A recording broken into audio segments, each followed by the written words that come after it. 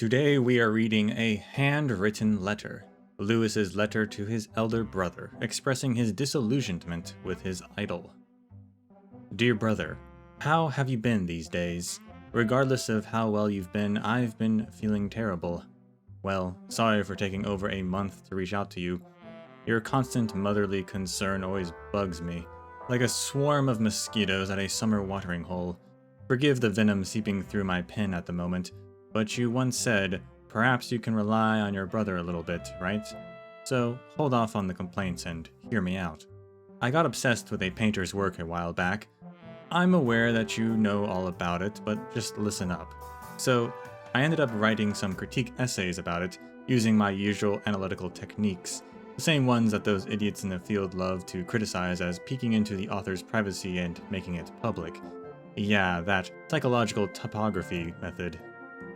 Seriously, those old farts really should learn from their late mentors how to shut up and stay calm. They say things like only lunatics want to reveal themselves unreservedly, but we'll see. When their coffins are rotten, which one of those stupid heads won't be exposed nakedly? Anyway, I digress again, so let's circle back to the painter.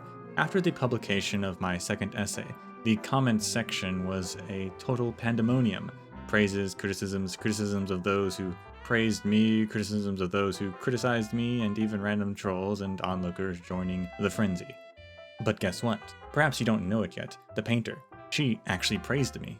Considering my reputation in the community, genuine praise without sarcasm or flattery is rarer than springtime in Snowland.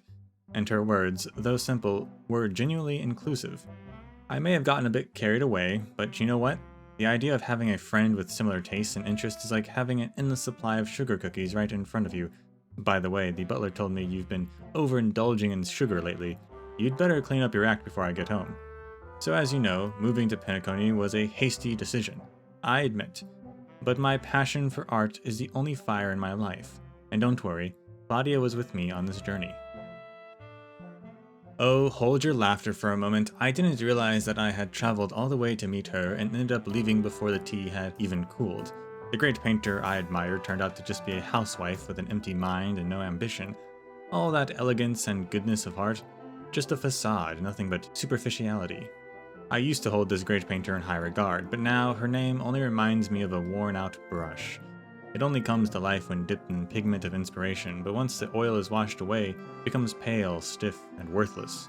Still, I managed to be polite to the so-called talented lady, and didn't even say anything mean. We had a polite chat, a polite goodbye, and, believe it or not, she even politely invited me to write another review of her new artwork. Ha ha ha, what a perfectly polite meeting from start to finish. So Lester, I'm not coming home this month, or the next, or the one after that. I'm taking Claudia on a trip to the neighboring galaxy. I need to forget all about this annoyingly worn-out brush. Lewis.